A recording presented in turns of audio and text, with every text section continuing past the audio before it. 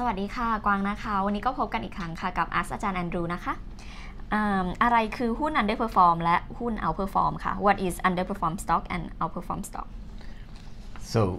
let's first look at it from an investor's perspective. From an investor's perspective, if you bought every stock in the market, then your portfolio would rise the same as the market or the same as the market index, let's say the set index. ค่ะถ้าเกิดมองในมุมมองของนักลงทุนนะคะถ้าเกิดเราซื้อหุ้นทั้งหมดเลยเนี่ยแล้วเราก็จะดูว่าหุ้นพวกนั้นนะคะขึ้นตามตลาดไหมนี่ค่ะ So since the market average is an average, what percent of the stocks are above the average and what percent are below? Well, the average means what? It means 50% are above and 50% are below. Okay. The 50% that are above outperform the market. The 50% that are below, that didn't go up as much as the market, underperform the market for that day or that month or that year. ค่ะถ้าเกิดมองถึงค่าเฉลี่ยนั่นเองนะคะในตลาดเนี่ยหุ้นทั้งหมดนะคะก็คือ 50% เนี่ยก็จะสามารถ outperform ค่ะส่วนอีก 50% ก็คือ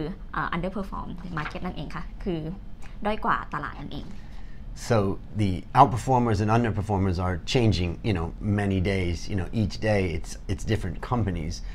What was yesterday's underperformer may be today's outperformer. And then there's some companies that will outperform many days in a row.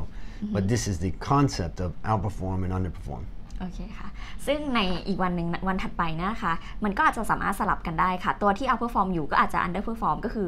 perform ได้แย่กว่าตลาดในเมื่อวานอะไรอย่างเงี้ยค่ะส่วนในตัวที่แย่เมื่อวานวันนี้ก็อาจจะดีขึ้นนั่นเองค่ะ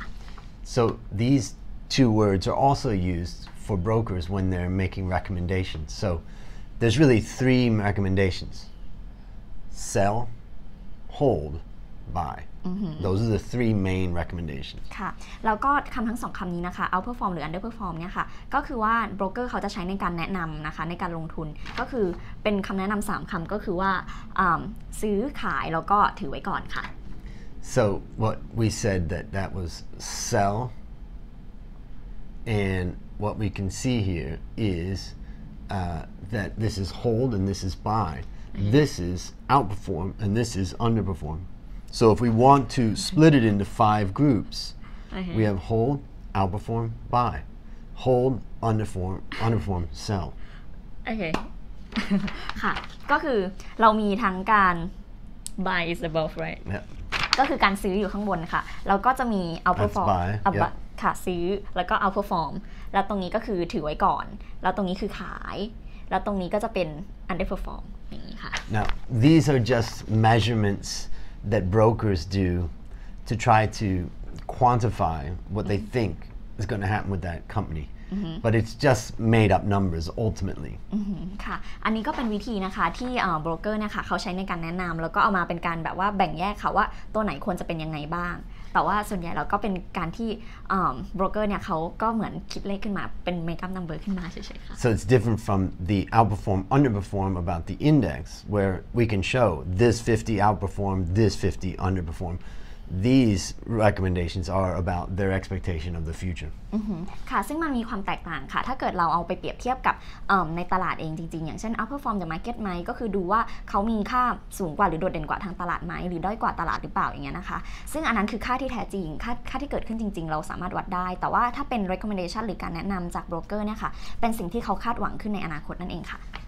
And do you remember the other night we presented some research about earnings forecasts, about recommendation, about target price? And what we saw was when analysts were saying strong buy, buy, and when they're saying sell, that's the time that they are the most reliable. Other things like earnings forecast, target price, less reliable. But when they say buy this stock or sell it, following them on average would earn profit in the past. ค่ะก็คือว่าเมื่อคืนก่อนหน้านี้นะคะอาจารย์อันดูก็ได้พรีเซนต์เกี่ยวกับเรื่อง recommendation หรือการแนะนำของโบรกเกอร์เนี่ยค่ะแล้วก็มีการอาจารย์อันดูก็แนะนำว่าถ้าเกิดว่าเมื่อไหร่ที่โบรกเกอร์เนี่ยเขาพูดเลยว่า strong buy คือแบบซื้อเลยหรือแบบขายเลยอย่างเงี้ยเป็นการแนะนำที่ค่อนข้างจริงจังเนี่ยนะคะแปลว่าวินาทีนั้นคือเราค่อนข้างเชื่อได้กับโบรกเกอร์ว่าเราสามารถทำตามเขาได้ค่ะเพราะว่าส่วนใหญ่แล้วจาก average ที่ผ่านมาเนี่ยเขาก็ได้กำไรจากการที่ทำตรงนี้ค่ะ And there you have it. และนี่ก็คือคำตอบสำหรับคำถามข้อนี้ค่ะ